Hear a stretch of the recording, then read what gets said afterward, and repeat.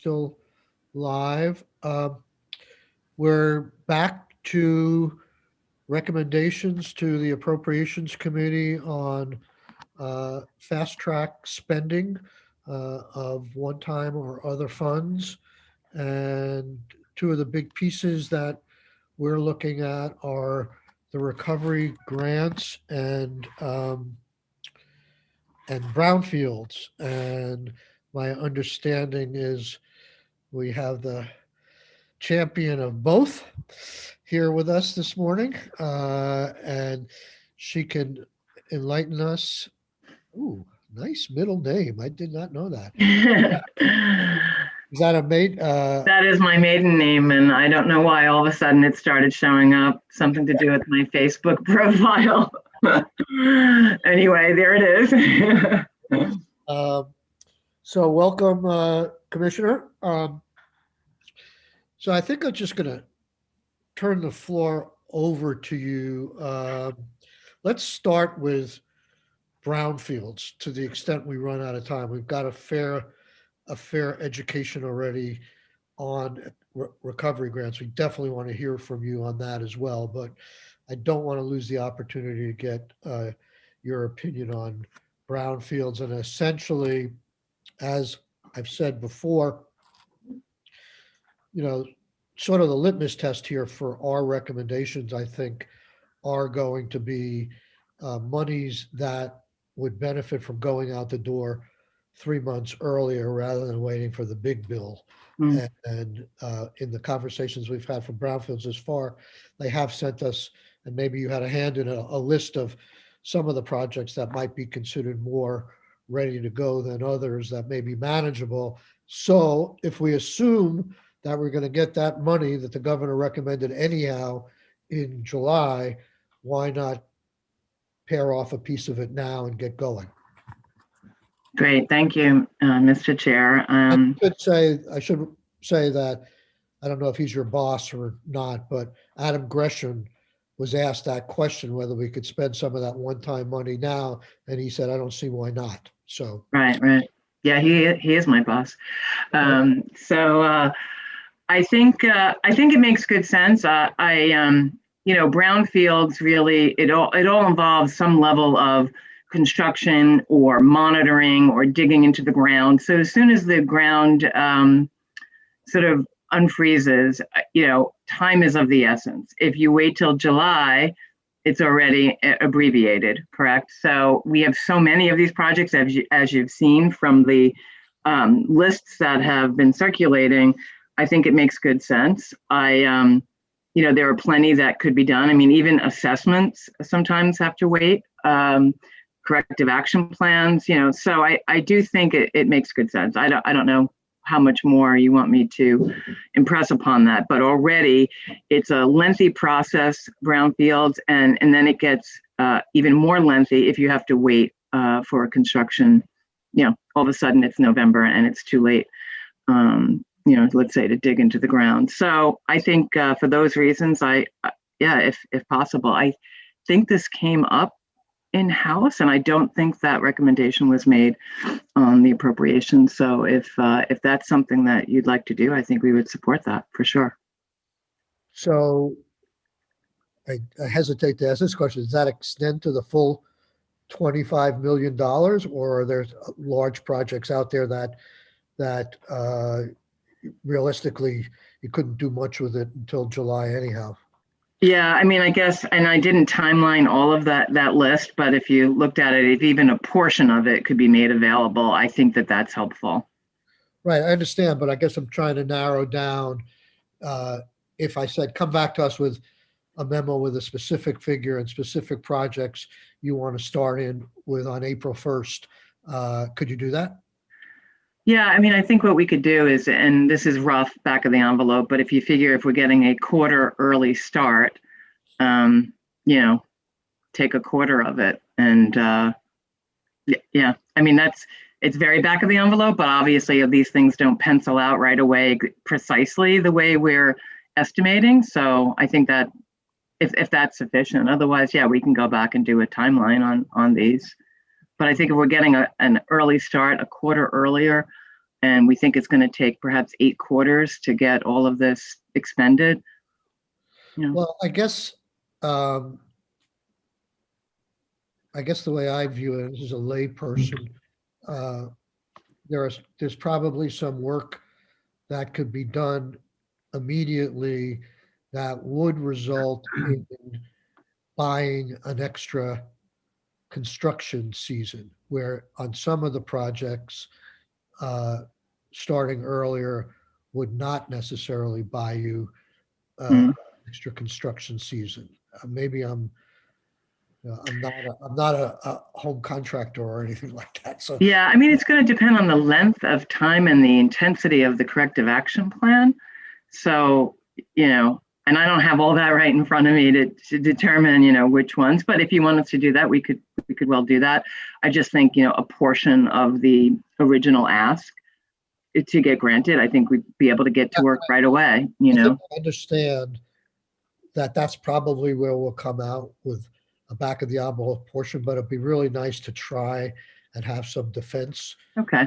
And say, here are the projects that we think we can do the assessment and ready to hit the ground, or maybe there's some out there that are in abeyance that you are ready to go into the ground when the ground thaws, but until you get that money for sure, it's on hold. So anything you can do Okay. to justify would be helpful. All right. Senator We will Clark? do that. Yeah, but I was just going to say that so many of these projects have been in this pipeline for a long time. They are ready to go. I mean, I would think that if we wanted to think about $10 million immediately, that would jumpstart work. They are clear on, the numbers are clear, the work schedule. So much of it is so clear. They just it's for want of money, quite honestly. I mean, this is for want of money that these projects haven't happened. And there's just been this little trickle to all of them, because it's been so constrained that it strikes me that actually this is one where one-time money is so perfect. And if we just let them go, I'd be willing to entertain 10 million right away in this COVID to fast track bill, because this is like the domino that needs to happen for all the other development to happen in our mostly in our downtown and village centers. I mean, this is a big piece of one-time enabling. Senator Rahm.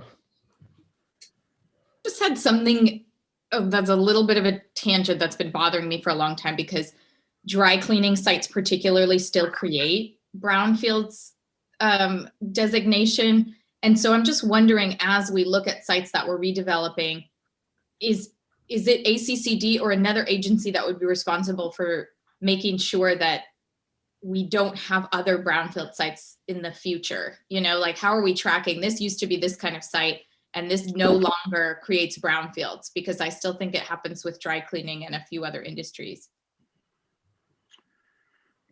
Yeah, I think you're right. In terms of preventive, I think really the agency to talk to is A&R and health.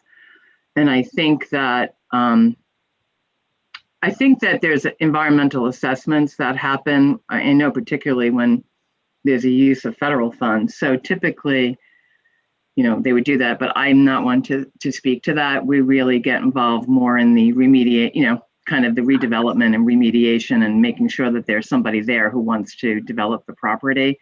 But you're quite right. I mean, there are things in there that are forever and ever pollutant, and what happens is it's really that you don't get rid of it. It mitigates the harm, and it mitigates the risk to human health. So I think, if you wanted more of what do they do to prevent it, it may be more in their bailiwick. The permitting process typically goes through things like what type of activity is going to be done, and there are permits that are required for air and water, etc. So I think we have a robust permitting environment. That doesn't mean, however, that we're going to prevent everything. I mean, obviously, there are things and substances that people didn't know heretofore were harmful, and then all of a sudden they learn that they are. So I think this is an ongoing process But we already have so many contaminated that need to be cleaned. Okay. Yeah, 130 sites is sobering and counting. Okay. Well, that question hits close to home for me. I'd be interested to learn a little bit more. My father was a dry cleaner. Oh, Yeah, it is the absolute worst substance. It's like forever and ever. But there are barriers that could be imposed in air quality monitoring and et cetera. There were a few in White River Junction when I was in my prior role, so I'm familiar with it. yeah, I have to say that Joan, when she was the executive director of the Green Mountain Economic Development Corp, was a champion for brownfield cleanup. So, because we had so many sites in your neck of the woods. We did. Mr. Chair, I hope your father lived a long life, but I've introduced legislation in the past to remove perchloroethylene as a dry cleaning substance because it's incredibly toxic, carcinogenic for those in the facility, and then it stays in the soil and groundwater for a long time. And places like Gadju's have stopped using it, but others still do use it. Yeah, he got out probably 40 years ago, but all during my childhood, all the dry cleaning used to go into the front closet and he would take it into his place and take it all the time. He was totally unaware of this. Back then, there was no knowledge or, of what was going on. But paid the price when he wanted to sell, that's for sure. So anyhow, let's move on to economic recovery grants. Joan, embarrassingly, you got a little preview of what my questions will be. So thank you for your consideration. Anyhow, but why don't you start out with explaining to us how you got to the $10 million figure? Sure. Yeah. So back in December, when the Economic Aid Act was signed by President Trump, we kind of ushered in a sigh of relief, right? That no longer do we have to continue to pitch for the coronavirus relief residuals to continue to fund the unmet need. And as we read through it and learned about it, we thought, well, not everyone's going to be covered. There still is going to be this issue with new businesses not being able to apply to PPP and EIDL. And then we thought, oh, well, what could we do about it? And what do we do about it before the next fiscal year, right? Like we had to get something in, before that. And in terms of amount, it was very difficult to come up with an amount because what do we go on? How do we know how many are ineligible? We don't really know that number. What we could do is get a couple of different data points to arrive at something that seems reasonable. What did we collect? So Department of Tax told us there were 430 new rooms and meals tax filers. Okay, that's one data point. It's not, you can't go to the bank on that and say, yes, that's exactly what the population is going to be. It's just an indication. Some people apply for licenses before they open. Other people are applying for licenses and they're doing Airbnb. There's a variety of things. The Secretary of State, I think, had something like 3,000 registrations or a little bit over that. You can't go by that. There's a lot of trade name registrations. They're not really bona fide businesses. So then we looked at people who received grants from us before and how many of them did not have PPP or EIDL in their application. Remember, we asked for people both in round 1 and round 2, did you get prior help? We just needed that information in round 1. In round 2, we actually subtracted it out of their revenue impact. So can I stop you for a second there? Sure. To refresh my memory, on round 1, you said you needed that information. Did it affect eligibility of grant amounts in round 1? It did not affect eligibility to grant amounts. It was merely collection of data. And then in round 2, it did. It impacted what we were calling their unmet need, their revenue impact, less what they received before. That's what we arrived at. Right. So when we looked at that, we saw about there was a large percentage that never applied. Now we can't tell never applied for PPP or EIDL or didn't have it in their application.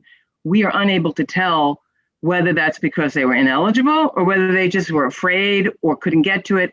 We don't know what the reason was, but there was about $40 million worth of remaining unmet need after we paid out awards to these folks. So we thought, okay, since we don't know, we don't know if all of them are ineligible, we came up with a $10 million figure. I lost you there, because are you talking about the 40 million unmet need because you had to do a proportional reduction in those grants, or people who didn't apply? If you're talking about people who didn't apply, how do you know what their unmet need was? I'm sorry, that they didn't apply to PPP or EIDL. So they applied to us, they received a grant from us, Right. and they didn't have PPP or EIDL in their application. Right. So what we did is we separated those out, and we were like, okay, in aggregate, what was their unmet need to begin with? Then we subtracted out what we paid them, and there was a residual. So all of those applicants that didn't have PPP or EIDL had still a remaining unmet need of $40 million, and that was as of September 30th. Remember, we took all the data of folks' revenue up until September 30th. So, we come up with this 40 million figure. What do we do with it? Well, it may not be 40 million, right? It could be way more, it could be way less. And the way it penciled out, we thought, well, we think that there may be another federal bill coming. We don't know, but at least we can get a portion of what we think is unmet need. Again, imperfect calculation, because in round one, we didn't collect unmet need. We don't know if that's the true unmet need, right? It's just really the information that we have. So 25% of that is 10 million. It seemed to be that was the amount. Full well knowing that it's probably not enough, but we don't know that. And again, I guess we're getting comfortable with the discomfort of not having complete and perfect information. That is just the nature of the beast. We're not going to know how many are ineligible for this second round of PPP and EIDL.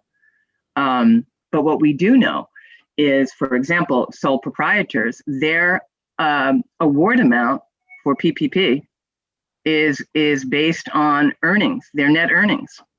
Well, a lot of them had losses, so they're not going to get anything from PPP or EIDL, right? There are many people. The new businesses was really the kind of driving force when we came up with the idea, because we were unable to pay the new businesses. PPP doesn't enable, you have to have a prior, 2019 information. So we thought, all right, we need to carve out something. We were unable to do it with CRF funds. Let's figure out if we could do it with this one-time money. So that's kind of the genesis of what prompted us, and then how we tried to quantify it. And then, it's imperfect, but it's something. So if you have a new business is defined as some business that opened subsequent to February 15th, is that correct? That's true.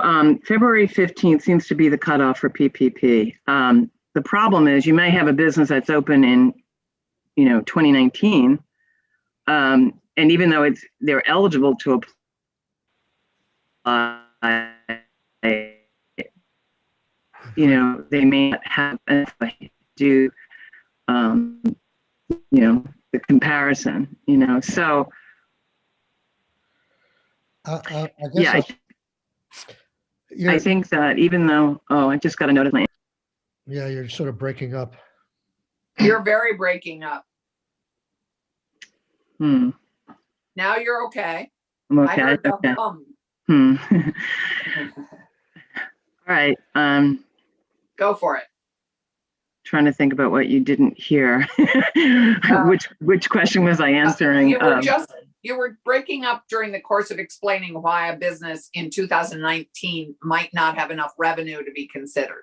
Right. So, for example, if on their, let's say it's a sole prop and they show either zero net income, or a negative, they're going to end up with having a zero PPP, because it's based on earnings for sole props. So the way that the language is written right now, it's basically you're either denied or ineligible, or your financial, a bank or somebody's going to tell you don't even apply, because, in this case, their award would be zero. So that's why we think we're probably going to get a significant amount of applicants who fall into that category. What I'm trying to understand better is, I understand the new businesses who are ineligible for any federal or state help thus far. It's the second group or everybody else that I'm confused about. Are we saying that our previous programs and the federal programs didn't go far enough, so we want to yet another supplemental program for those businesses? Or are there categories of businesses out there that are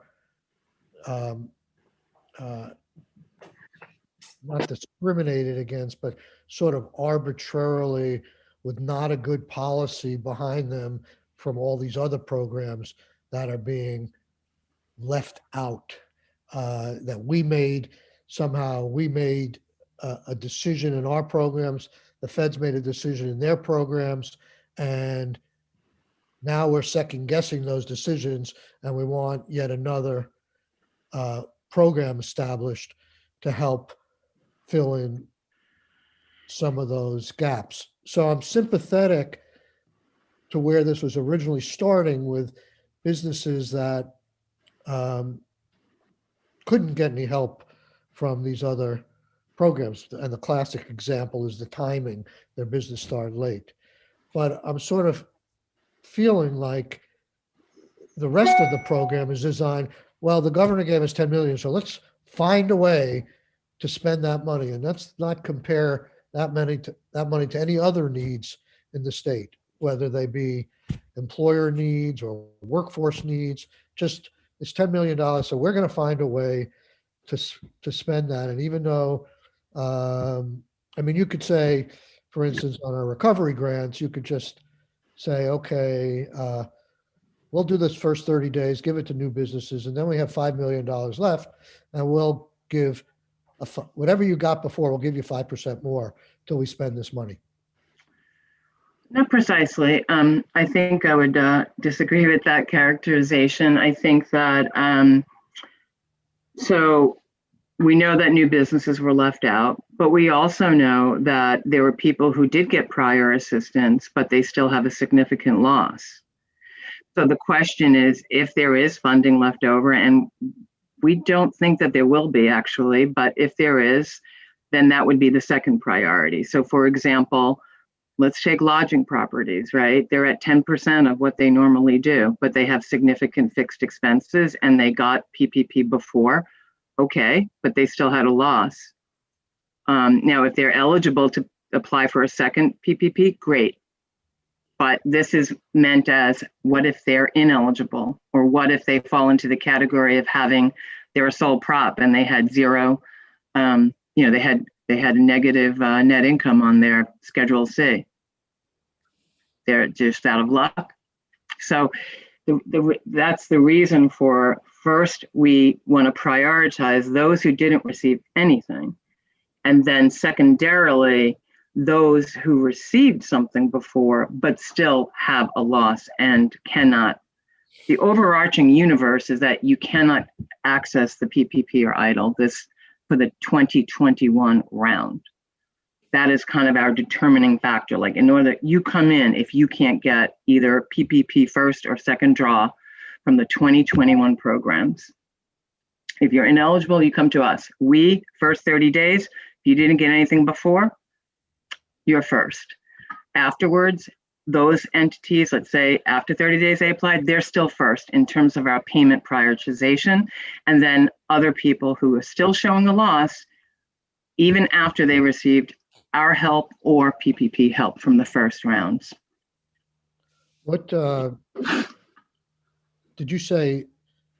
They have to not been eligible or unlikely to have been eligible for federal help and state help, or just federal help?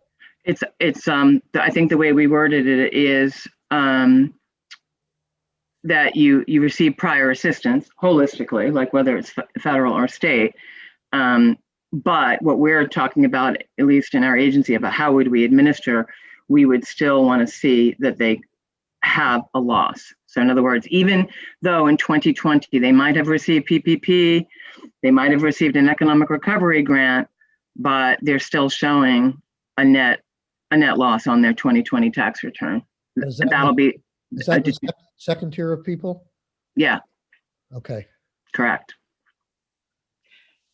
so, Joan, can I just ask a question on this eligibility piece, Michael? yes, please. So Joan, I guess I'm concerned because as you describe the universe of people who somehow didn't ask for money, somehow either didn't know or didn't get enough technical assistance, or I feel like that's a piece of this crowd. How are you going to reach that crowd if they have not heard the message from someone? And it's been every chamber of commerce, it's been all your missives to the working world, to the business world. How are we going to reach the people who, for whatever reason, haven't engaged with trying to get help? Do we assume they don't need help? Do we, how,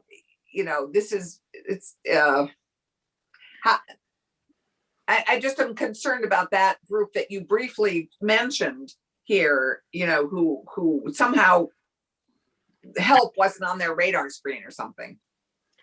Yeah, I mean, I think that so typically what would happen is people would call us and then we will tell them to go apply for PPP and EIDL. Now, I know this came up yesterday. We are late in the game. It's already the end of February. I don't know when this will move. PPP is up March 31st. I don't know if it's going to be refunded in Biden's bill. I don't think it is, at least, I don't know, it changes, but it's late. I mean, we introduced this early January. I understand the need to discuss it, but yeah, I don't know what to say, but with $10 million, we're not going to be able to help everybody, right? So, we hold webinars and we'll have emails out and social, and the SBA is holding webinars, and we posted the site to go on Vita if you don't have a bank relationship, go to Vita, it's an absolutely great point. No, I was just curious because you mentioned them, and I just, at this point, if you're a business and you haven't heard about the help that's out there, I mean, unless you're not eligible, and we all have heard from businesses that fall into this new business category. So we've heard from them. They just haven't been able to access help. So could you walk me through a couple of examples of what new businesses might look like, and businesses that opened up and then shut down or still shut down?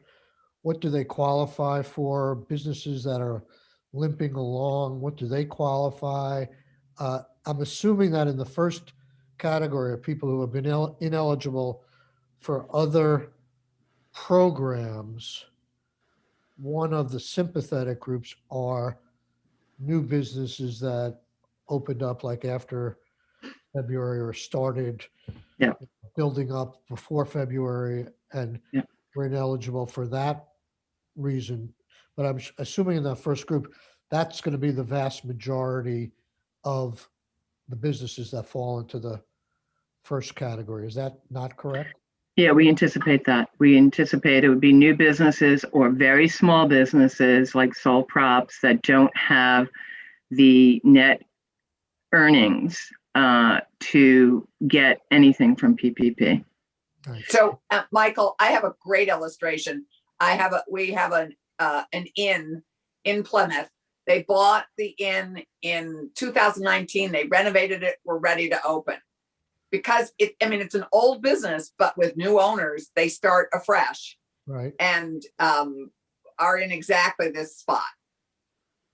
So they were ineligible for any kind of assistance. Okay. All right. So going back to my question. So what kind of, does it matter, whether they're limping along a little bit at less than full capacity, or whether they've shut down completely as to the amount or their eligibility for this first tier that the House passed? Yeah, so I think the thinking is that whether they're open or temporarily closed, they still have fixed expenses to pay.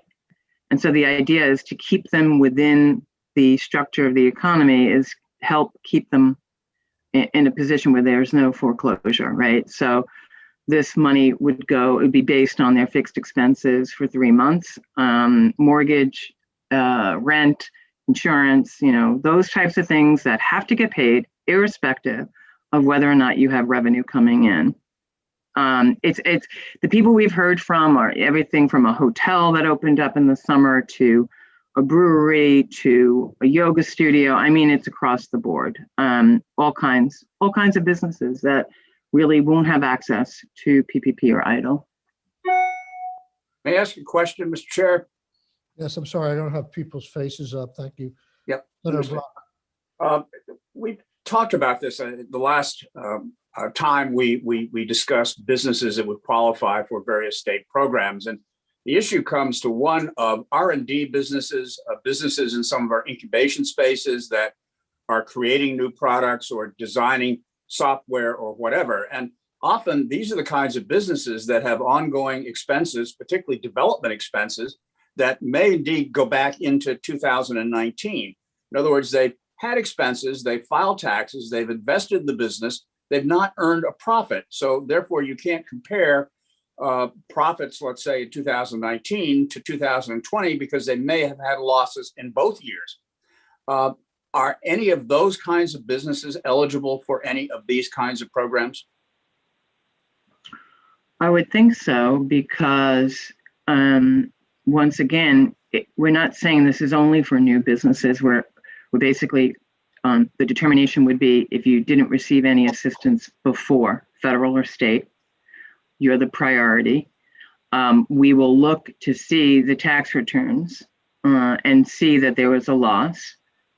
And if they did have 2019 returns, we could do a compare contrast of the net from 2019 to the net to 2020. I mean, that would be our way to determine, that they, so in other words, they had a loss and they didn't have any other assistance, or they had assistance and it still resulted in a loss in 2020.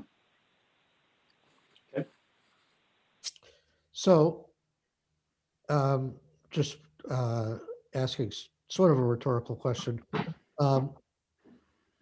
We are a year out now from a lot of these businesses when they started up, and they either manage to get by, or this grant will probably be, if it's 3 months of fixed expenses, will not make a difference in whether they reopen or not. How do we know this is a good use of money a year after the fact, or for many people a year after the fact, or many months after the fact when they had the problem? So the idea is that, like, some of these people are on forbearance with their bank, and then that's going to run out. Like somebody just told me yesterday, March is it, and there's no further. So, I mean, I don't think we could assume that they started in February. I think that is the kind of demarcation line, but some of them started after February, some of them started in April or May or the summer. So yeah, they're clinging on. And the question is, do we want to support them? 3 months is a probably not everything, but it's a good chunk of time to help them catch up while the state, hopefully will reopen by summer. So that's the thinking. It's not, we're not making an assumption that they will start at February 15th. Okay. So what, I'm going to let you go soon, but I want you to think about, I raised this at the end of yesterday, I think, with the House members. I think I feel, and I think others feel that the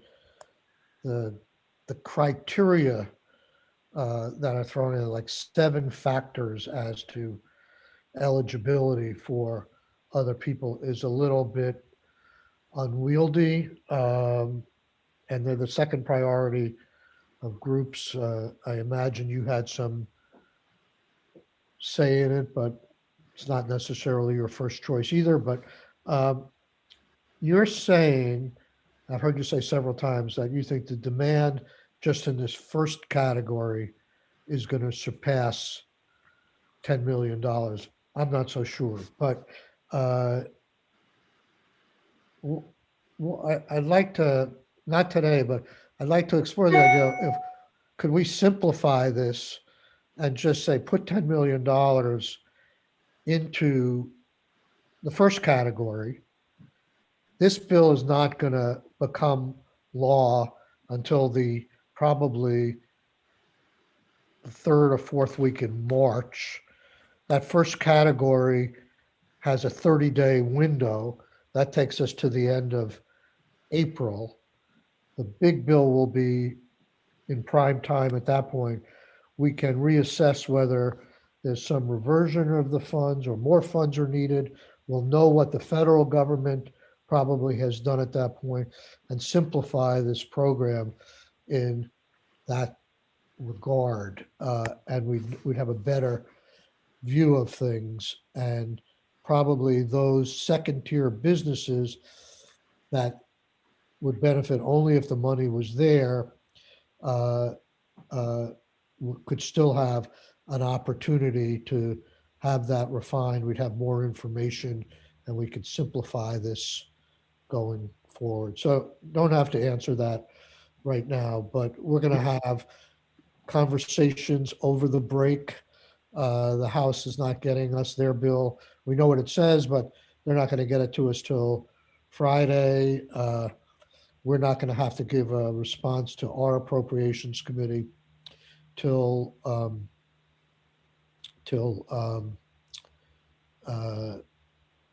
we get back. So it's some food for thought.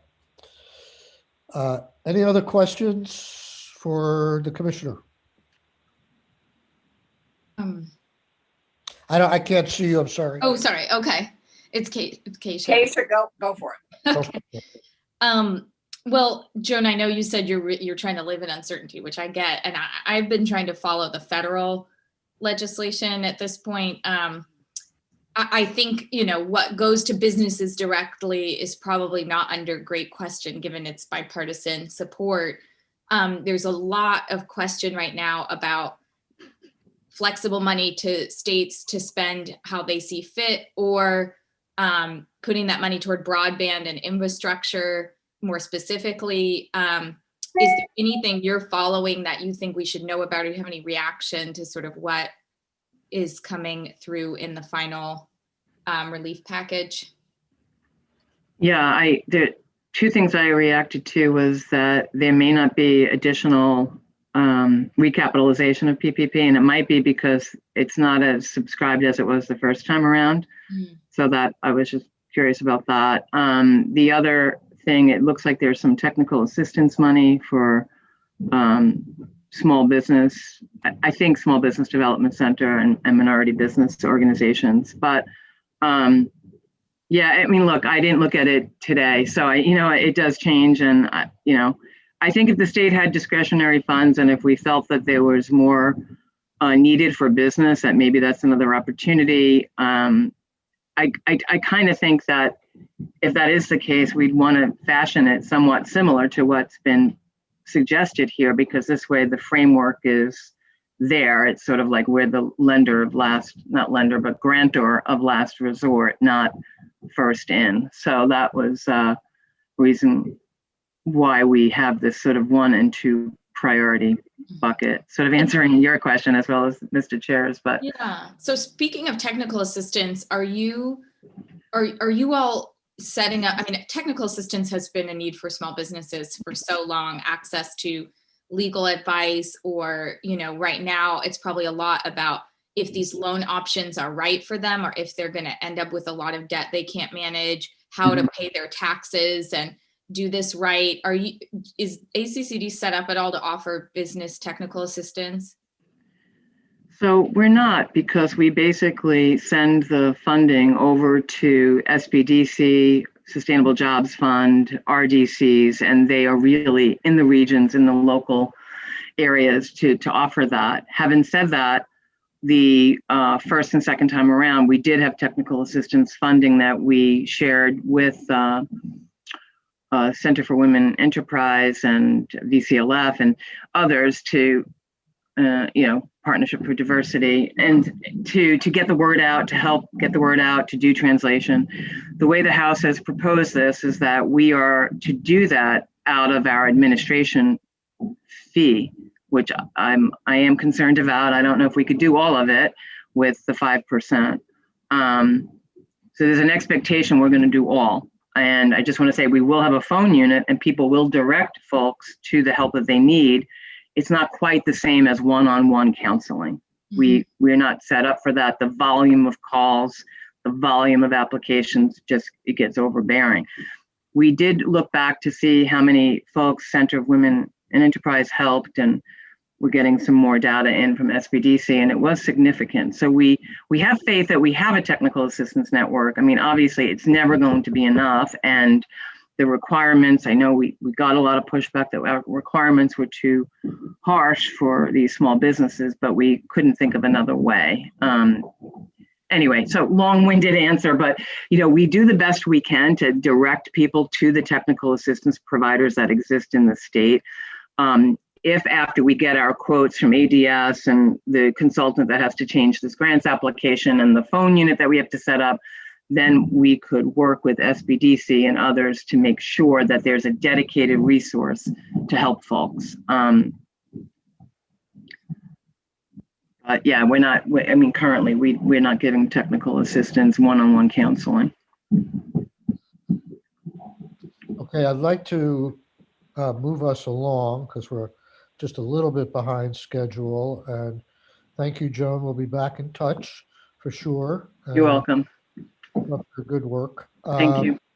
Okay, let's move on to, is Chris Cochran with us?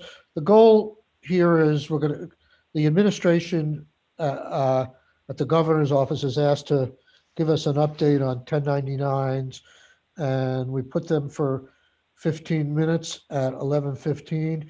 So we took a late break. I don't think we're going to take another one. So we have about 40 minutes or so to talk about our downtown bylaw modernization bill, which has been a work in progress, but I sent you all a draft. It's changed very slightly overnight, but we're going to present that today, and we have an hour and a half on it tomorrow. So I'm going to let Chris Cochran, let me just frame it. This is a successor to S237 from last year, which we got through the Senate last year. It derived from our housing tour and tried to promote greater density and easier permitting of housing in downtowns and neighborhood developments as a way to promote the development of housing in a less costly manner. I always say that, people always have their hand out for more money. Maybe we should look at some policies that should make the cost of building a little less. And what survived was the ADU and small lot things that we dealt a little cleanup with in S14 earlier in the year. This is a slightly different, more straightforward, narrower approach than S237. I think it has far less complications and baggage. I've been in contact with Senator Bray about it, and I think we could get it over to the House before crossover. It started with the administration, had a fairly long bill, you recall, last year. It kept getting narrower along the way, and something did pass, but this is some pieces that are maybe more low-hanging fruit at this point. So I'm going to ask Chris, who has been an advocate for this idea for a year now, a strong advocate, to sort of frame the issue. Senator Ballant, are you with us?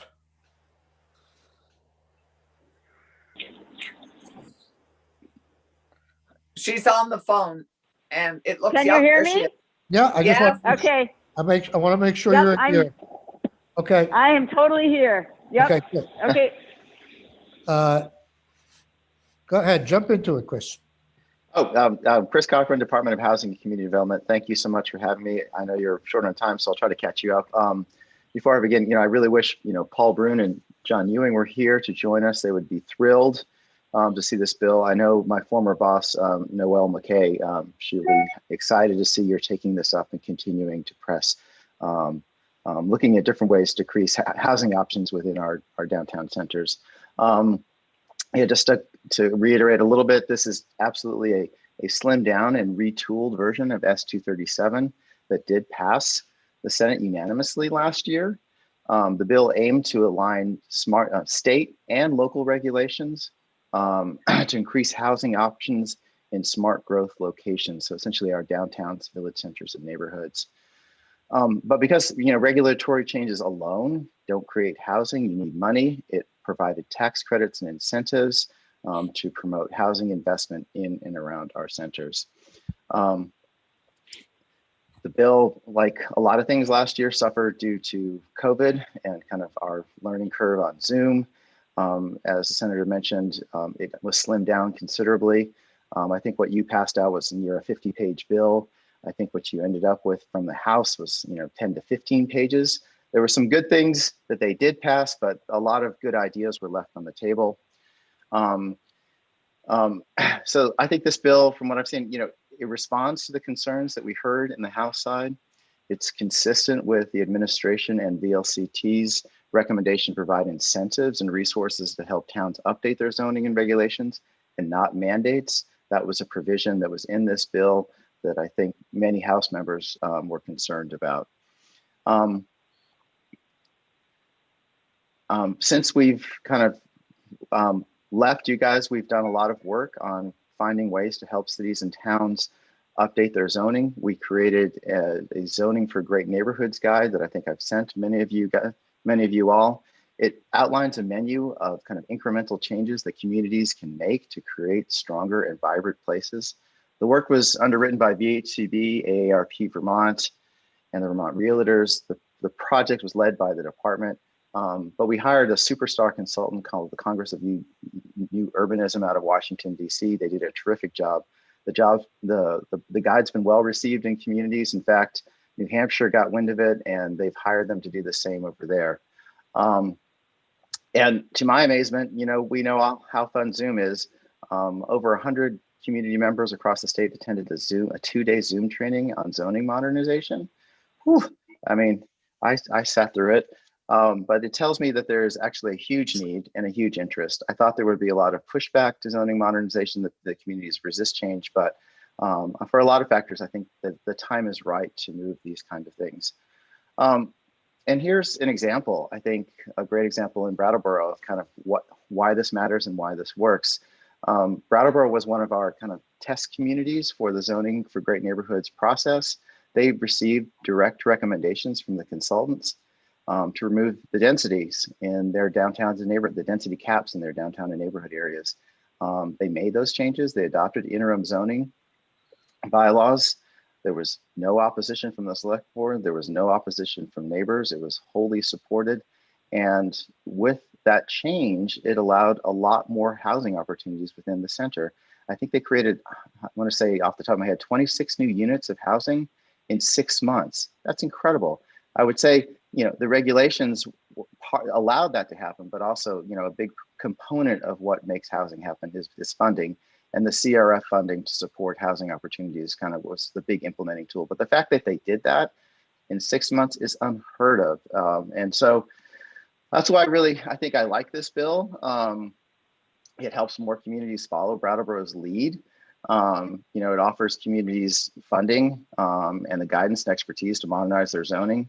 It increases the tax credits, expands them to neighborhood areas that I don't need to tell this community about our housing needs and how we really need to create more opportunities in these walkable places. It provides training and permitting assistance to help more Vermonters use the tax credits. Chittenden County, I think, will be fine.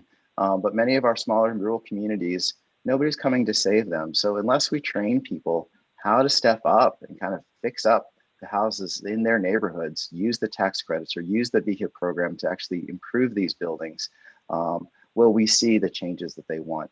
And nobody's coming to do it. The communities themselves have to do it. And the last thing it does is it streamlines the water and wastewater permitting process right now. Right now, it's a two-stage process where you have to get a local permit and you have to get a state permit. This has long been cited as a redundant and complicated and costly process.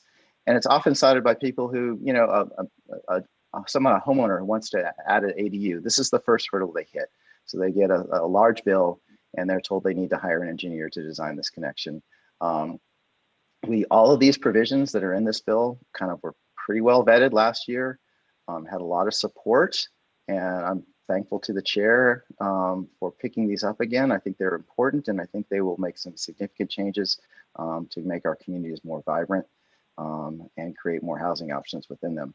And with that, I'll just pause. I would say I have to add, the one thing that's missing in here is the Act 250 exemptions for downtowns and downtowns and neighborhood areas. I know why it's probably not in the bill, but it's something that we would like to continue probably at a later date. And then with that, I'll pause. Thanks. Thank you, Chris. That was wonderful. It's a great stage for that. I personally would have liked to see the Act 250 piece in there as other ones, but Act 250 politics are something that are sort of toxic at this point on a lot of different levels. So if we're going to advance this, we have to leave that for another day, unfortunately. Let's move on to Ellen so you can see the bill. We'll spend hopefully like 10 minutes on the legislation itself, and she can walk us through it. And then we have a couple of other very good witnesses lined up.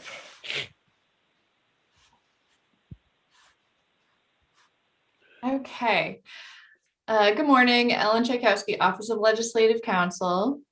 This is a draft bill currently known as 21-0090. So draft bill 90. It hasn't been introduced yet. And the 10-minute version of this. So there are three main topics in this bill that Chris just mentioned.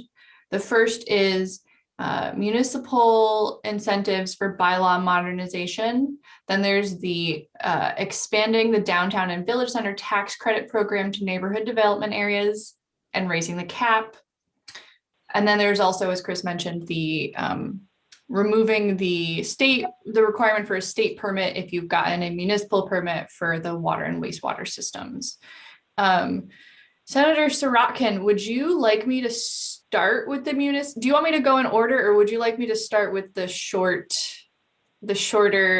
Go right through the bill. A lot of this stuff will be familiar, and we can go through quickly. The main thing in here is the new monies that would go towards to towns and how the criteria or the goals we're trying to achieve with that money and the eligibility for those grants. But let's just go section by section. Sure. So the incentive that is being discussed in this bill is a grant for municipalities to update their bylaws, as Chris was just discussing. So what this language does is, first, Section 1 is amending 4306 in Title 24, which establishes the Municipal and Regional Planning Fund. And this is the money you see on this first page. This is the money that comes from the property transfer tax. So 10% goes to the Vermont Center for Geographic Information, 70% goes to performance grants with regional planning commissions, and then 20% is dispersed to municipalities. So at the top of page 3, there is new language that says new funds allocated to municipalities under this section may take the form of special purpose grants in accordance with section 4307. So some of the funds under the municipality disbursement may go to these new modernization grants. So section 2 is laying out the requirements for these grants.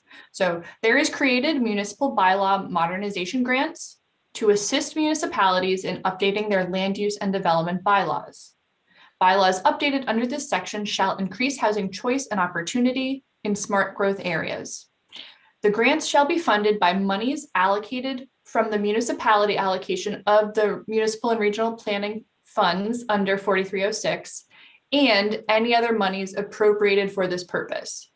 So there is an appropriation in the next section, but we're not creating a new program here. We're diverting some of the existing funds for a special purpose of modernization.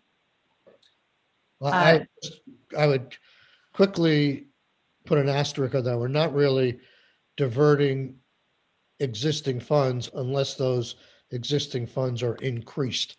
So just like where we're doing with expanding the downtown tax credits to neighborhood development areas, we're only doing so because we were increasing the funding for the program. So in this thing, we're increasing funding and broadening the purpose of the regional planning funds. So we're not taking from existing programs, we're adding to an existing program. Right, and so the existing program has a lot of similarities with this program, but this has some extra requirements in it related to the requirements for increasing housing choice. So disbursement to municipalities shall be administered by the Department of Housing and Community Development through a competitive process, providing opportunity for all regions and eligible municipalities regardless of size. Funds may be dispersed by the department in installments to ensure the municipal bylaw updates meet the goals of this section. Funding may be used for mapping the cost of regional planning commission staff or consultant time, carrying out the provisions of subchapter 5 through 10 of this chapter, and any other purpose approved by the department. To be eligible for funds. I saw that last night. I might, at the very least on that last sentence, I might want to put any other related purpose. I don't want it, that language to be used where this money could be grabbed for any purpose whatsoever. So we might want to put the word related in there. Sure. Yeah. Section E, to be eligible for funds, a municipality shall adopt bylaws that support a neighborhood development pattern that is pedestrian oriented and consistent with smart growth principles established in 2791 of this title.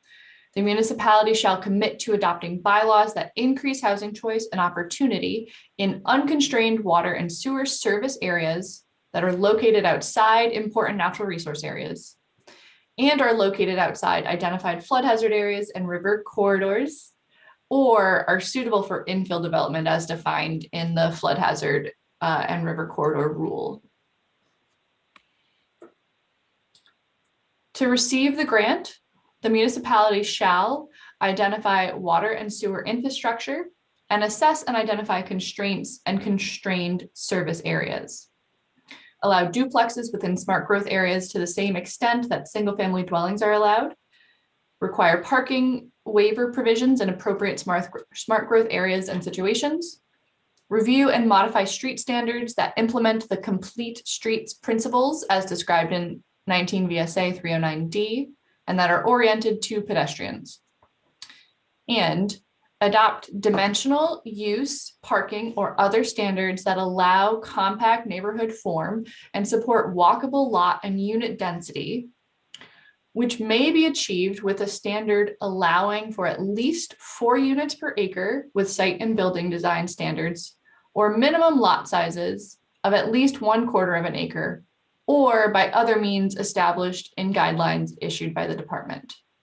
So these are the requirements for what the municipality needs to do under this grant program. And especially with this last one, there was a goal to give flexibility in meeting the density requirements.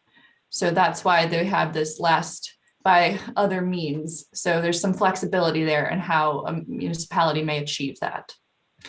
And So then finally, If I can just add here for the returning members, these are sort of the concepts that were in 237 last year, but we did it in a way where we mandated it on the towns, but they had an opt-out by filing a municipal constraint report, if you recall, which is very easy to do, and we mandated 3 years out.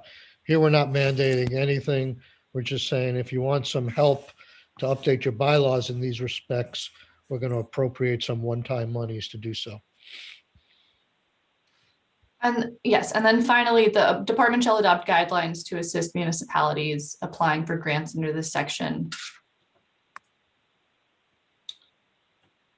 And so then section 3 appropriates $500,000 to the department from the general fund for this municipal bylaw modernization grant established under 4307. So that's the grant that's being proposed as an incentive. Then there is section 4 has an appropriation of $100,000 to the department to provide training and assistance in navigating the development of accessory dwelling units, missing middle housing, and infill housing. So on this, I just want to say, I don't know if others remember, we had an incredible witness from Montpelier last year who was sort of in the business of helping people navigate turning their housing into an accessory dwelling, because, you know, a single family house, an unsophisticated elderly person may want to do that, and they met up against problems, and we were very supportive. We had a provision like this in last year's bill as well. Yeah, I remember that was compelling. That would and identified a real need. Okay, so then the rest of the bill, I think, is a little bit shorter because it should be familiar to you. So sections 5 through 9 are on the Downtown and Village Center tax credit program. So currently, there's this tax credit program where qualified applicants with a qualified building can apply for tax credits. And to be a qualified building, you need to be located within a downtown or village center. And this expands that existing programs to buildings within neighborhood development areas. So this language is not going to change any of the underlying tax credits or how they work. It's just expanding who is eligible. So there's it adds neighborhood development area on page 6 under the definition sections. So, and then also on page 7. And then in section 6, so we're still in the tax credit language. There is a cap on the amount of tax credits that may be awarded every year. And so currently in statute, the cap on the amount of downtown and village center tax credits is $3 million. This language is proposing to raise that cap to $4.75 million. You may recall that the cap was actually raised a few months ago at the end of last session. It previously was 2.6 million. So it's only been 3 million for a couple of months, but this is proposing a large increase. This expansion and raising of the cap is exactly what the governor is recommending in his budget. Right. And just to remind everybody, this leverage is a huge investment. I mean, isn't it still about 17 to 1? This leverage, Chris? I feel like it is. That's what Michael and I always use. It varies year to year, but yeah, that's in the ballpark. Okay, so then sections 7, 8, and 9 all make just a technical correction conforming change so that the reference throughout Title 24 is to the downtown and village center tax credit program instead of listing out the individual tax credits. So we're not changing anything there. It's making the reference consistent and adding this as an incentive under the neighborhood development area program. And then sections 10 and 11 are about the wastewater connection permits.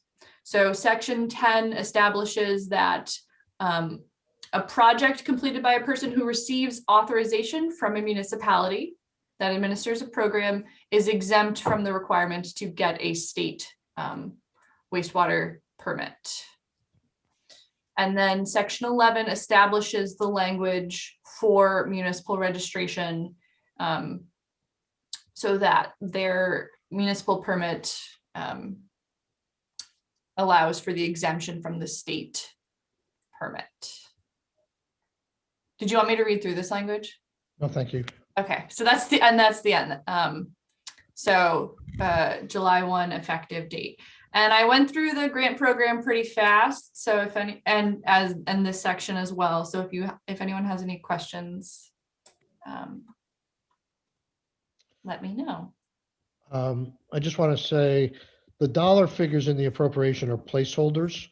We haven't really talked at length. I think Chris Cochran thought that the 500,000 would be, it depends on the take-up rate in terms of what people want to do and how aggressive. I mean, this is not a pilot program and it's not base funding, but if in the first year, $1 million of requests came in to update bylaws, we may be asking for more money in 23. If less people come in, I would hope that the money would carry forward into 23 and could be used for that purpose. So we need to take a little bit more testimony on that. Does anybody have any questions for Ellen? Thank you very much, Ellen. Peter. May I just say, I'm so delighted that we're doing this. Thank you, Michael, for pulling this together, and thank you to everybody who's been working on it. I'm so glad we're doing this and fitting it in. Yeah, it's as a pre-crossover priority. It was a lot of work last year. It was a huge investment of our time, and to be able to capture some of the key elements in this is just great. So thank you to all of you who've done this work behind the scenes. So Peter, long time no see. I hear it's amazing how many prior clients of mine have been mentioned in this hearing already. It's good to see you, Mr. Chair, members of the committee. Thanks for having me in for some initial comments about this bill. Appreciate what you did last year and what you're trying to do this year. Full steam ahead because the crisis, as everybody knows, has only gotten worse over the last 12 months. I support the bill as presented, especially like the targeted funding. The incentive program seems like it's going to be robust enough to make a difference. I do have a question on the grant program, whether or not that program has a sunset, or should it have a sunset, or some direction about the funding that if it's not used, it reverts back to the regular municipal planning grant program. I'll throw that out. Peter, I don't think you fully identified who I am. Bob, and yeah. Sorry. Peter Gregory, I'm director of the Two Rivers Ottaquechee Regional Commission in Woodstock. Sorry about that, Mr. Chair. The tax credits for the NDAs, I think that's obviously very good. I would certainly wish there were more NDAs around the state to be able to access those tax credits. Certainly we all want to work to make that happen. The wastewater permitting redundancy fix is something that's been talked about a long time. We certainly support that. That's been identified in your hearing process through the years and today. And then the tax credit increase is certainly a great move by the governor, and one we support as well. We know full well the leverage that Senator Clarkson mentioned. It's pretty dramatic. I would mention that one of the requirements for accessing the grant program requires municipalities to allow duplexes within smart growth areas, just like single family. I might suggest you look at multifamily. So we're not just treating duplexes the same as single family, but all housing. It's the multifamily that makes a huge difference on the ground and also is many times more affordable. The guidelines that the department must develop to help municipalities apply for this money, I would perhaps suggest a date certain that those be done. You want this program to get the ball rolling very quickly, and you want it to be able to apply to this next round, which is announced in July, and applications are due in October, I believe. So I would suggest a date in September for the guidelines and the technical assistance to communities be available. And then finally, the development training that perhaps is going to be enough, maybe not. I'm just wondering if it's not spent by date certain, if that too could revert back to the municipal grant program.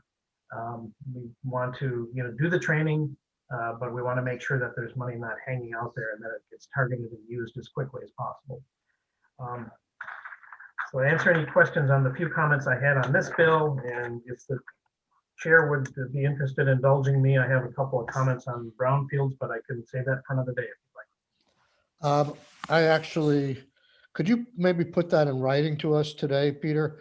The Because brownfields? we're pressed for time right now, and it would be great if we could hear from Karen briefly. Karen, you're welcome to come back tomorrow too, if you don't have enough time. But we have a hard stop at 11:15 for Brittany. So, Karen, thank you very much, Peter. Do anybody have any questions for Peter?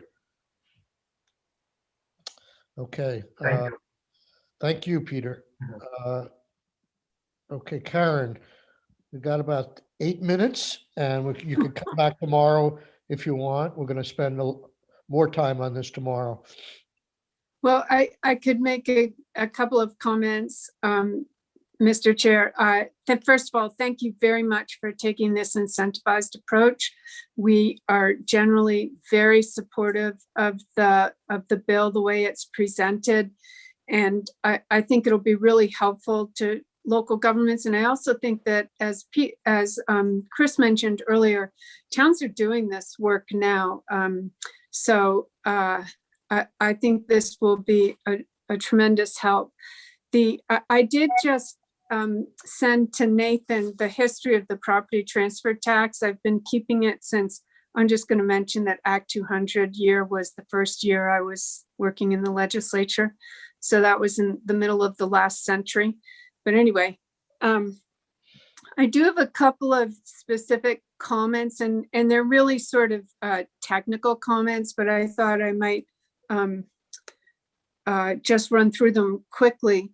In section E on page 4 and 5, it talks about unconstrained water and sewer service areas. And I think that, I'm not really sure what that means. That may be a term that needs to be defined. I don't know that it's in Title 10 anywhere where we talk about water and sewer programs. And then in the next section, F, it talks about assessing and identifying constraints and unrestrained service areas. Again, I think that warrants a little bit of definition as to what you're thinking about. And then in section H, which I think is on page 5, you talked about giving priority to municipalities that have adopted their bylaws pursuant to the modernization section and those grants. I would ask that you leave water and sewer out of that list.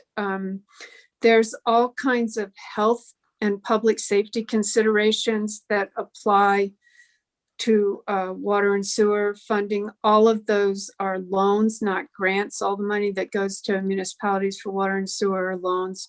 But I think that there's so many priorities already in the law regarding water and sewer funding, and the real ultimate objective of spending those dollars is that you would protect the health and safety of the public.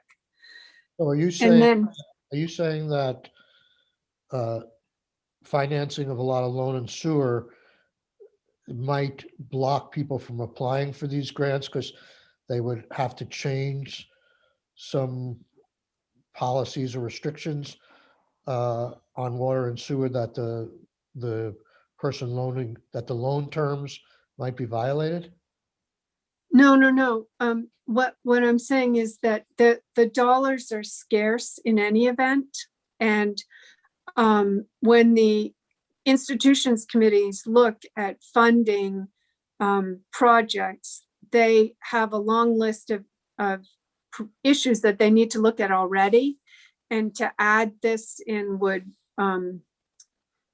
sort of reduce the importance of the umbrella issue, which is protecting the health and safety of the public. So it wouldn't be something, I think, that that would change the town's priorities with respect to this bill, but it would potentially affect how funding is distributed to water and sewer programs. Okay.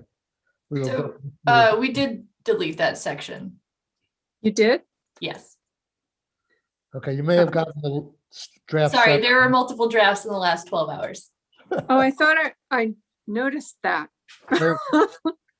Just by thinking about it, Karen, that's great lobbying. Great. Sold. All right. But Karen, this is Allison, Michael, in case you can't see me. It strikes me that this is sort of a nice marriage of our project-based mini TIFs too, so that some towns and village centers that are of smaller towns, if we can get the mini TIF program through, would also be able to access financing conceivably through that option, as well Absolutely. as all the capital bill things. Yes, absolutely. So, I mean, so to me, this is sort of nice syncing up of a lot of our work. Yeah. I think, I mean, I'm very hopeful about this year altogether with all the activity in the Commerce Committee in the House and in your committee, that some of these programs will actually get through and out on the street, and we'll start to see the results. We are supporting the tax credit expansion to neighborhood areas and the increasing of the tax credits. And then I just had, I'm rushing because I realize I'm probably over time.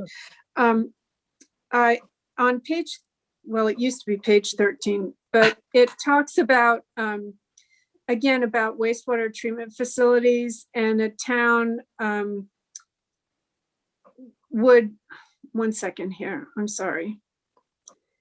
The municipality shall only issue authorizations for a water service line or waste or sanitary service line that connects the sanitary sewer to a single connection. And I thought that last year we had taken out that reference to a single connection, particularly if you're looking at multifamily units. You might have meters for each apartment.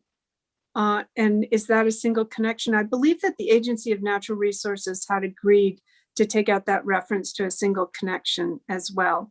And that's really my only other comment. Okay. Well, we will definitely look into that. Okay, we're right on schedule. Does anybody have any questions for Karen? And please feel free, everybody, to listen in tomorrow as well.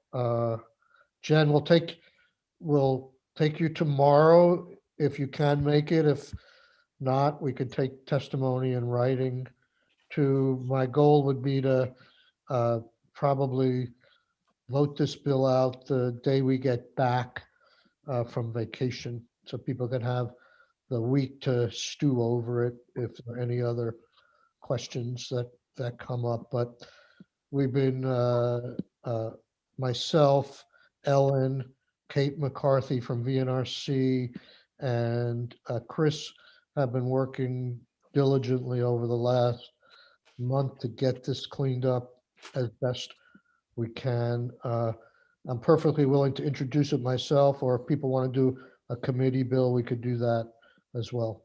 So anyhow, thank you all. Rushed, but in a calm fashion, I think. So we're going to move on to Brittany Wilson. And Brittany, Thank you. Thank you, guys. all. Brittany, we can, if you need more time, we can go a little bit past 11:30 if need be. So but hopefully 15-minute will be ample. Good morning. How are you? Good morning. Thank you all. For the record, Brittany Wilson, Deputy Chief of Staff. Brittany, you're very quiet. Is there a way to boost your sound? Well, let me try here. Is this any better? Not really. Not really. It's pretty modest. I mean, you and I just need to trade places. Sad volume has never been my problem. Well, I can try to speak up, and if this is Great. better. That's a little better. Okay, great. Well, thanks for the opportunity. I wanted to just touch base again with the committee. We hadn't spoken in a little while. You may have seen the update provided yesterday. The commissioner was at the press conference as well. We sent out a press release.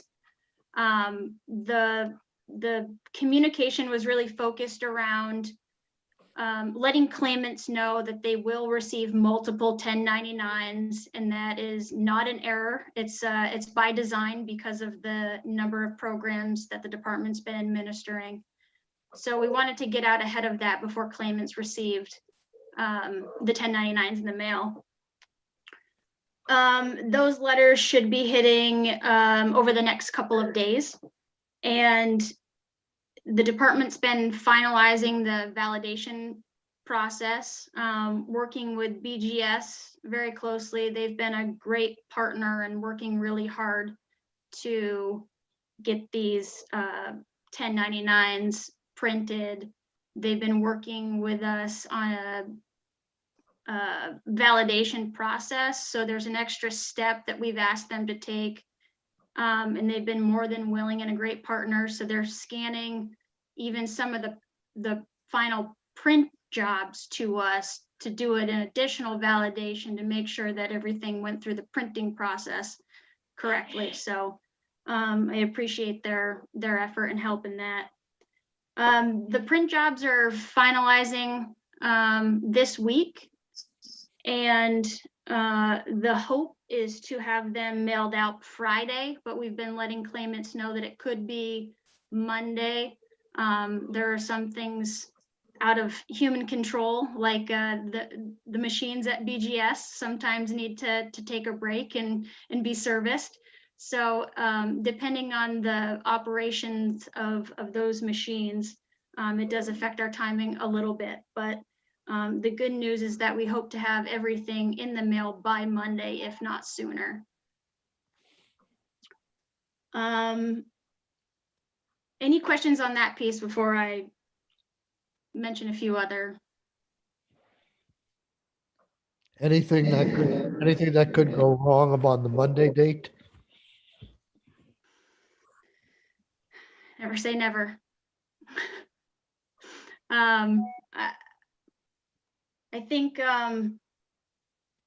honestly at this point I'm feeling pretty good. There's a lot of 1099s that are already done and sorted and stuffed, and we talked about actually sending those out in batches as they were done, but I really didn't want to confuse claimants and have them get 1099s over the course of a week, or start to file taxes not knowing that they have more coming. So we are trying to send them out in one large batch. I think the only issue that I can foresee at this point, which we're going to check with the Postal Service, is whether or not they're ready for us to give them 180,000 documents to mail on Monday. That might be a reason actually to start mailing them now. Also, there's no guarantee if you mail 5 to one address, they'll all arrive on the same day. That's also very true. Are they going to be multiple mailings, or would there be 4 in one envelope? No, multiple mailings. And was that the way the original batch went out as well? Yeah, of course, not all of them went out, so that's why we were trying to communicate with everybody. You likely will receive multiple if you are in multiple programs, and then tried to, articulate what those programs were by the weeks that they were paid out and the amount of money that was added to their baseline benefit. So how many could one person actually get? They could have participated in, I can think of like 4 or 5 that they Yeah, could get. so 4 out of the 5, they could have been in PUA. They Right. could have received LWA, VSTS, and they could have been one of the few, I think about 8,000 that received the $1,200 payment that we sent out in partnership with the state treasurer. So was there any thought given to, I know you're trying to get the word out to people to not be confused by getting multiple mailings, but was there any thought about in the mailing itself telling people that, you may receive other 1099s and that's not a mistake, or several people can expect to see multiple 1099s? I just get a little concerned. Excuse me, I'm gonna sneeze. I get, Gesundheit. thank you. I get concerned, that even though you're doing your best job to let people know in advance, what you tell them this week could be quickly forgotten by the time they get multiple envelopes and confused by them next week. Yeah, the effort's been kind of a multi-pronged approach. We did send them a letter that they will get in the next couple of days, kind of explaining the different programs and the fact that they likely could receive more than one 1099 as well. For everybody that we have an email for, an email was sent to them, as well as social media. And, we've sent out the press release and the media has reported on it as well. I think, it may be too late, but I think you're probably inviting a lot of phone calls. Because despite all the effort of outreach, people are going to get their second one and say, well, what, is this one right? Or is that one right? Or why am I getting 3? It's, Well- it's sort of inevitable, but, Right. I think if it was stated on the 1099 or in a cover letter that came with the 1099, it probably would reduce the number of phone calls you're going to get. Anyhow. Well, and I think that's also because people weren't necessarily clear they were getting benefits from multiple different programs. I mean, that was like inside baseball. Yeah, To absolutely. the claimant, they were just getting more money, or so there's a disconnect between what the claimant's getting and processing and all the back work that took to get it to them. 100% agree. There was some thought, Mr. Chair, about including a letter with the 1099 mailing. And at the end of the day, we decided to send it out a few days ahead of them receiving the 1099, because it would have actually complicated the BGS print shop process and stuffing, and it would have resulted likely in an extra 4 to 5 days worth of work, because right now, one 1099 per envelope allows them to use a different process than if they were trying to put 2 pieces of paper in one envelope. And so to ensure that the one 1099 was going in the envelope with the right information, we chose to take that path. So again, there's been some things along this process that aren't ideal, but there's limitations in what we can do sometimes. And it doesn't make it the right process, but it makes it kind of the path of least resistance in some cases. Okay. Do you have more? I know. Keisha, Michael, I don't know if you Oh, can see. I'm but sorry. I keep forgetting. Keisha has a I'm question. sorry, Keisha. It's I know. okay. And Brittany, I can wait until if you did have more before you were taking more I questions. was just going to mention two other updates. We've had some conversations with AALV. The Sorry, states- remind us what that stands for. Association of Africans Living in Vermont. Thank you. Oh, thank you. And we have a lawyer who's acting as the state's breach coach. So he is a lawyer for the insurance company with the ID theft protection services. And they have set up a couple of trainings already for AALV constituents. And so there's one tomorrow and another one on Friday. So these are for the Swahili speaking community and Nepali. And I think there may be another session next week. I'm sorry, I might have messed that up. So Swahili and Nepali this week, and then maybe Somali next week. And so that's a positive step in the right direction. We've also. Sorry, so what's the training or what's happening in those languages? So they're training sessions. So Joe's going to work with an interpreter to invite those communities in to learn more about the ID theft protection services available. Okay.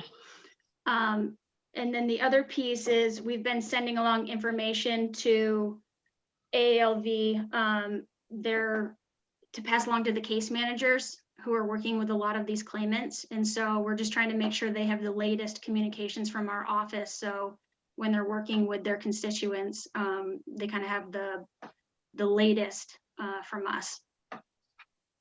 Okay, can we pause there for a second? Because that was one of my questions.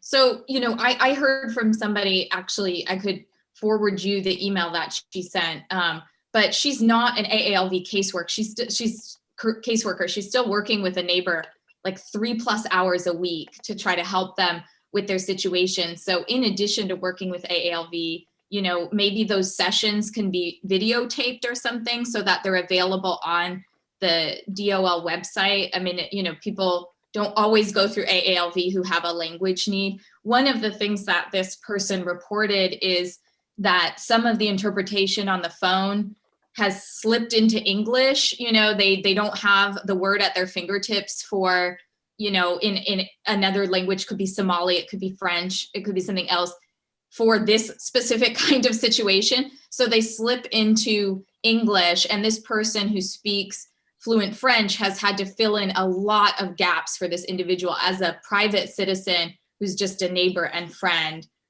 So, you know, when they do medical or court interpretation, they make sure they're certified to do that kind of interpretation. And it sounds like with tax information, you would want to really be doing some quality control on the interpretive services that you have. So that's one concern that I'm hearing quite a bit about. You know, people are having very specific questions come up, not just about ID protection, but, you know, they have support one week, something happens the next week, right? Like a lot of other folks, they thought they were getting benefits, the next month they're not getting benefits. And so, you know, just talking about your ongoing interpretive services in DOL, I think is really important to do at the same time. That's one of many. I can stop there for a second, but I do think we need to go past 11:30. I have a couple more questions. Okay. Brittany, were you pretty much done? I know you don't you want to talk about ID services a little bit more? Yeah, the ID, the protection stuff. Yep. Yeah, so the letters have gone out to all 2020 claimants. So they will have received instructions with a code in order for them to sign up. They can also use the IDX call center to sign up. As of Monday night, I haven't received the details from yesterday yet, but as of Monday night, there were 85 enrollees. Right. And And then, a lot of people haven't received it yet. I just want to make that clear because let's see, that's probably possible. The letter was mailed out on Thursday from the West Coast. okay, Amanda said it went out this week, so a lot of people will receive it Thursday or Friday. So we're getting a lot of. Yeah, it was mailed Thursday. I guess it depends if it went to the post office Thursday or Friday. They should be receiving it by the end of this week. And if they don't, they can call the IDX call center. They don't necessarily need that letter in order to enroll. I thought they needed that code. So people have been messaging saying, I don't have a code yet. And I thought I was supposed to have this by now. So that's when I learned they should get it soon. Yep. But they They should should be getting it. If they don't, the IDX call center can look them up. Okay, that's really good to know. I didn't know that. I don't think it's on the FAQ. I think the last FAQ is still from February 5th. I haven't seen a new one. There is a new one that we did with IDX. That'd be great to send that along. Because I looked up the IDX letter that is available on the DOL website. Yep. In there, I looked through it with somebody because just looking through that letter without having one in the mail that has their code in it, there's nothing that says, hey, that's not an FAQ, right? It doesn't say on that page, if you don't have a code, you can still call IDX. It says like, use the code at the top of your form. Right. Yeah. Because the idea is that they would have the letter, but if they don't have it, then that makes, we can clarify. I did actually call the IDX call center myself and ask them a few questions as if I were a claimant. They provided great service, and I was able to confirm that they did try looking me up even though I didn't have a code. So I wanted to make sure that was in fact true. And it sounded like they would have been able to find me had I been a 2020 claimant. So they were very kind, which I appreciate. Very, very good service. Can you talk about who's getting a code? Would it be fair to say at this point, if you did not get a piece of mail with a unique code from IDX, you are not affected by the breach? I think there's quite a few actually that are going to get this letter that aren't necessarily affected, right? Okay. But we've said we're gonna cover all 2020 claimants. If folks didn't get a letter, it's likely that we had a bad address on file. Okay. And so that would probably be the leading reason. Again, they can still call if they're a 2020 claimant and get this letter. Okay, well, let's say they call IDX and they hear, we don't even have your name in here. Then they could probably assume they're not affected at that point. What could they assume? Yeah, what like, I'm,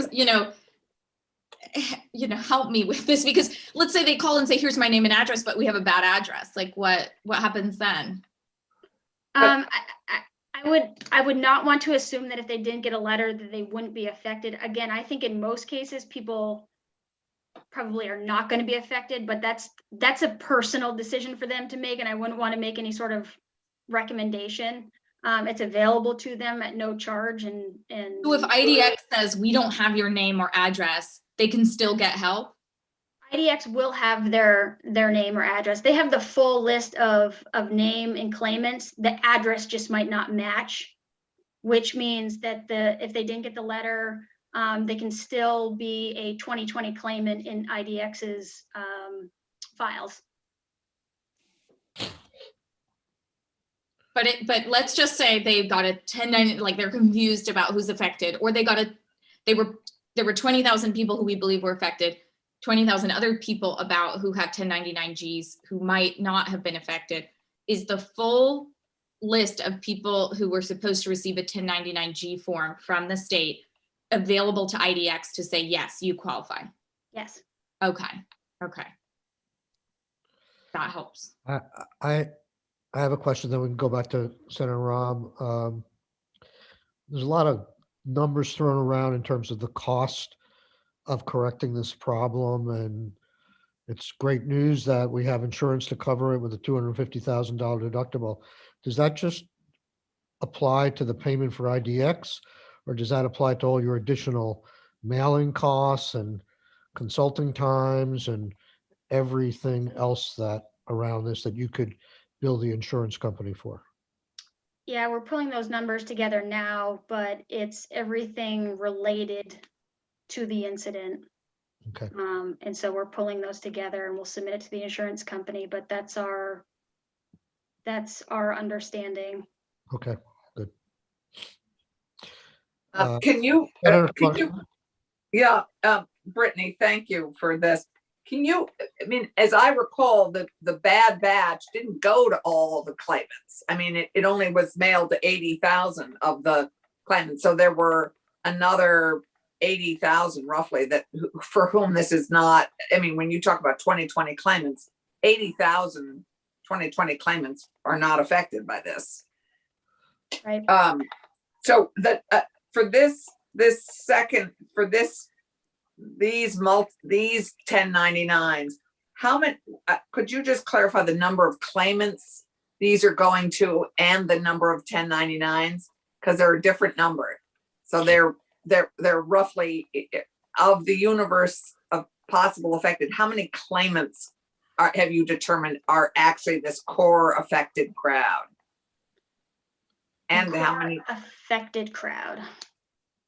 I mean, have you been able to determine that with all this investigative work?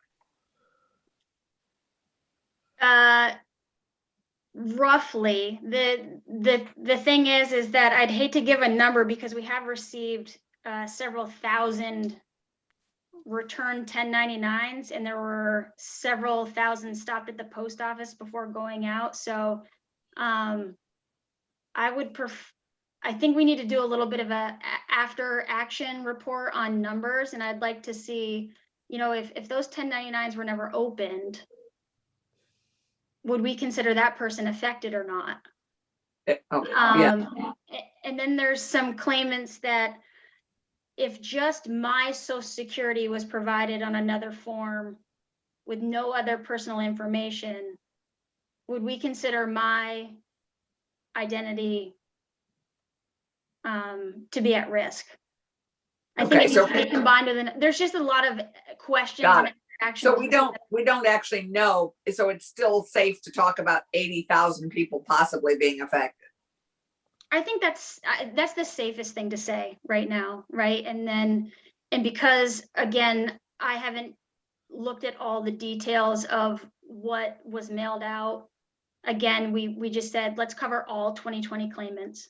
Just, it's the safest thing to do. Of the 80,000, not all 2020 claimants. No, all 2020 claimants. Okay, but I thought you told us initially this was not, these defective 1099s were not mailed to all 2020 claimants. That's true. I'm saying that's correct. Not all were mailed and not all claimants were affected in the same way, but we're covering all 2020 claimants. Got it. Okay. Sorry. That's great. That's clearer. Does IDX help people with contacting the 3 credit bureaus to put a credit freeze on their accounts? No, not to my knowledge. That would be individual choice that I don't know a company could do on someone's behalf. Okay. So, Sorry. Well, I had an additional question, but if you were answering that. So once these go out on Monday, which I'm pretty sure is a week after we were last told they would go out, but I'd have to check the tapes. That's a month after they were federally required to go out. When this kind of blunder happens with a state government, you know, when people have bills due at the end of this month and the beginning of next month, and they might have been counting on a tax return, is is there any other state you've seen or institution where they've provided some remedy to people who have had a financial loss because of this significant of a delay in getting their tax forms? Not that I'm aware of. I think previous dates, just to go back to dates that we were talking about, I think we had hoped that the mailing would go out the week of the 22nd. So I don't think we were saying on the 22nd, but during this week. And again, they could be going out Friday and not Monday. It just, we get updates daily from BGS in terms of what that timing looks like. Okay. I mean, I had people who asked me, could I go drive to Montpelier and get my form because I just really need it? You know, so then what I was told, and Amanda's been lovely. She's really great. Maybe she should be running the Department of Labor. You know, what she told me is that, you know, now it's off-site and people can't get their returns. And, you know, that's really frustrating for people to hear when they've been planning on getting their return in order to be able to file their taxes. Yeah, that is true. They're off-site. They're with BGS being printed, and then they'll go to the postal service. I think a couple things in terms of timing.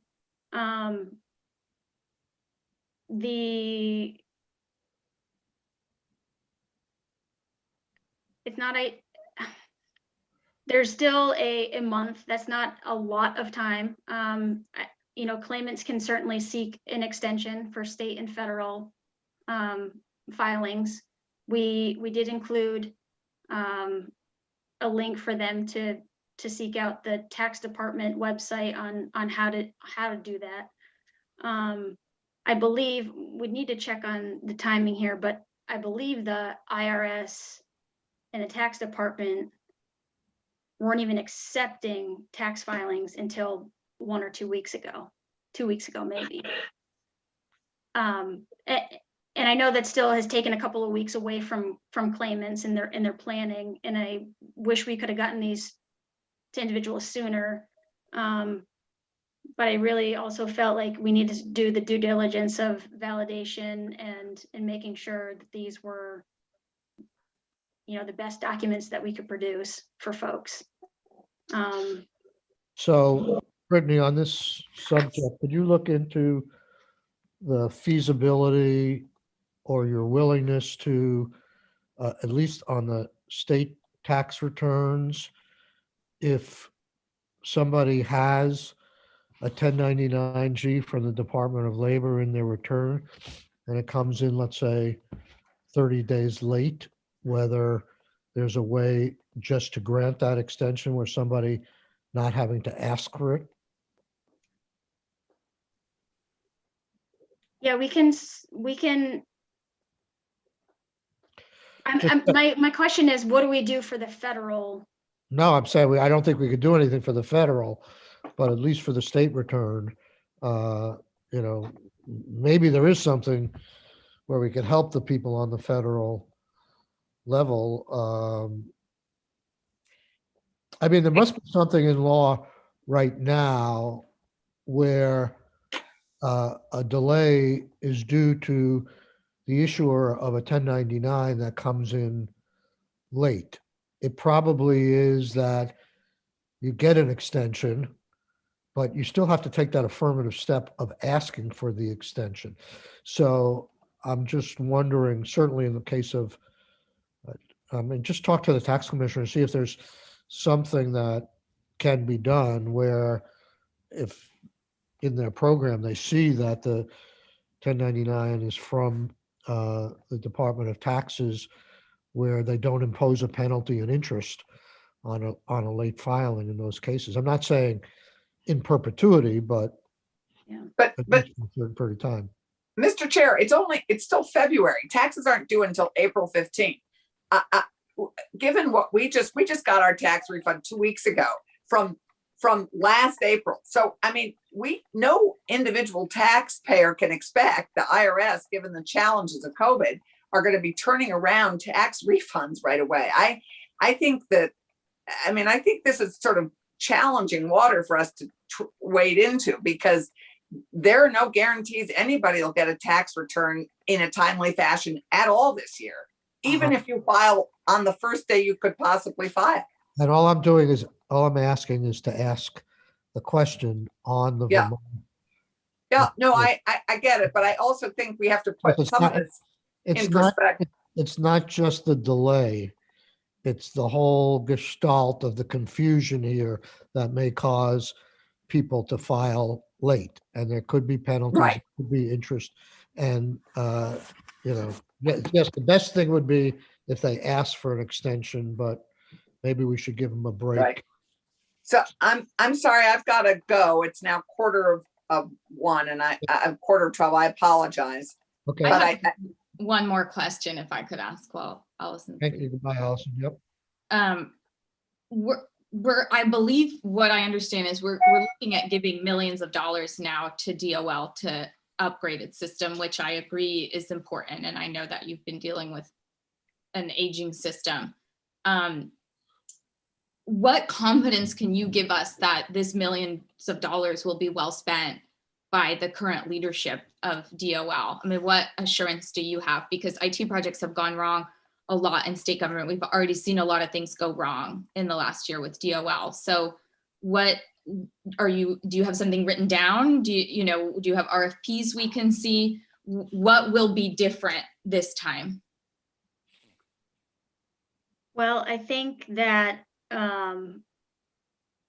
a partnership of labor with the Agency of Digital Services, I think they can deliver on this. I mean, quite frankly, the hoops that we have to jump through and move around to administer some fairly simple concepts at the department is quite mind-blowing when you start to, dig into them. I think that there's a great benefit in any dollars that we can do to, or any dollars that we can spend on modernization, but there's no RFP yet. We need the money appropriated first before we can go too far down the path of searching for vendors and issuing scopes of work. But there's plenty of recent examples where modernization has been beneficial. And it really is a strong partnership with the business, being labor and ADS. And so I'm confident that this project will work and will be beneficial to claimants. It certainly can't be any worse, quite frankly, from what I'm seeing in the inefficient systems that we have. 2 benefit programs were operating off of Excel spreadsheets.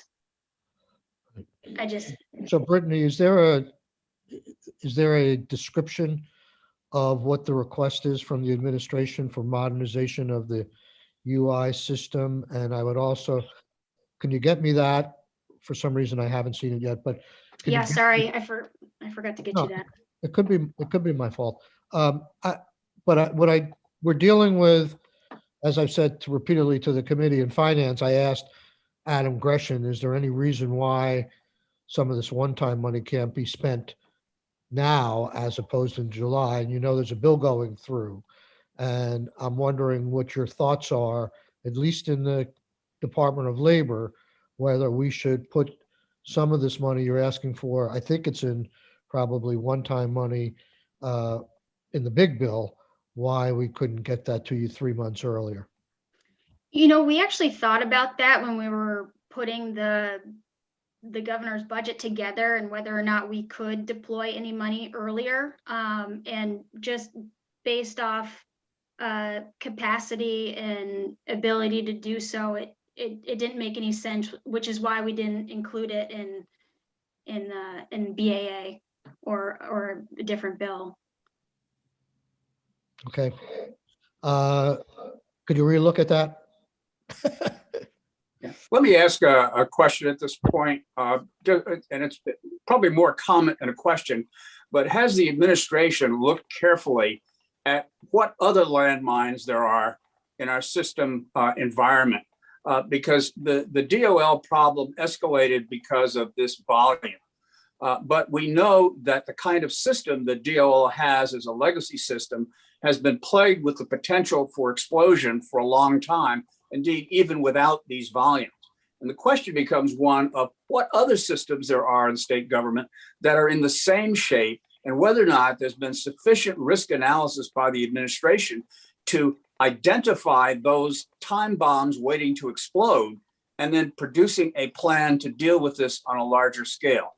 And I know the governor has indicated the idea of creating what essentially is a revolving fund for system development, which I think is a very sound idea. But again, the question is whether or not that's something that could be moved along, and could some of the federal money on an accelerated basis be used one-time money for that purpose. So that's just something to put Brittany in the mind of the administration to be thinking about. Yep, absolutely.